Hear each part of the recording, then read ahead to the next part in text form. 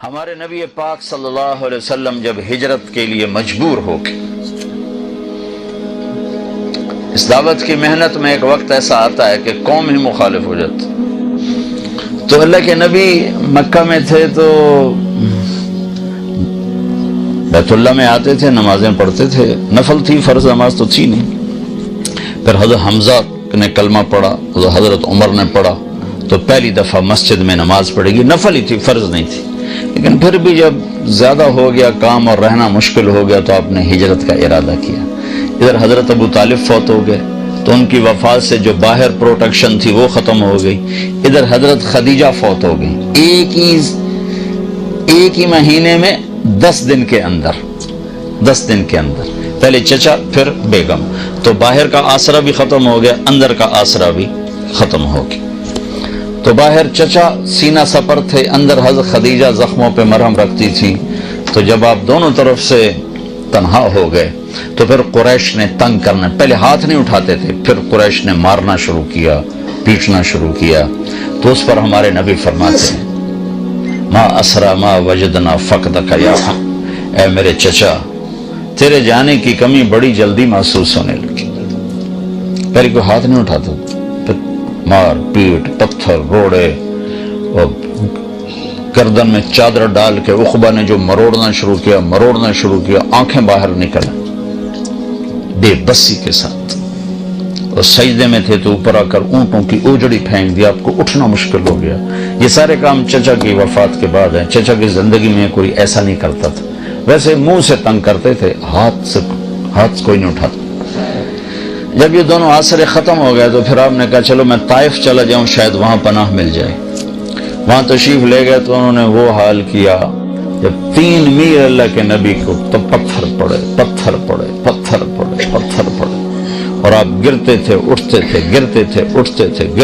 اٹھتے تھے۔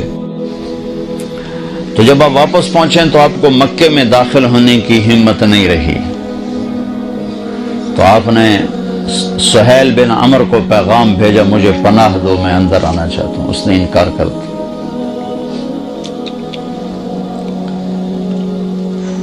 پھر آپ نے اخنس بن شریک کو پیغام دیا کہ مجھے پناہ دو، میں اندر آنا چاہتا ہوں۔ اس نے انکار کر دیا، انہوں نے کہا میں نہیں کرتا۔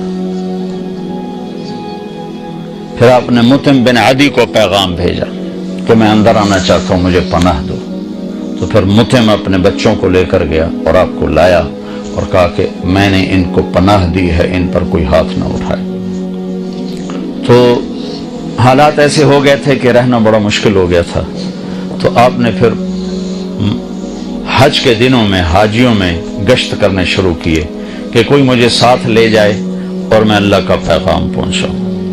تو سب سے زیادہ جو دکھ والی بات آپ سنتے تھے وہ یہ ہوتی تھی کہ قبیلے والے پوچھتے تیری قوم کا تیرے ساتھ کیا معاملہ ہے، تو آپ فرماتے انہوں نے تو جھٹلا دیا ہے۔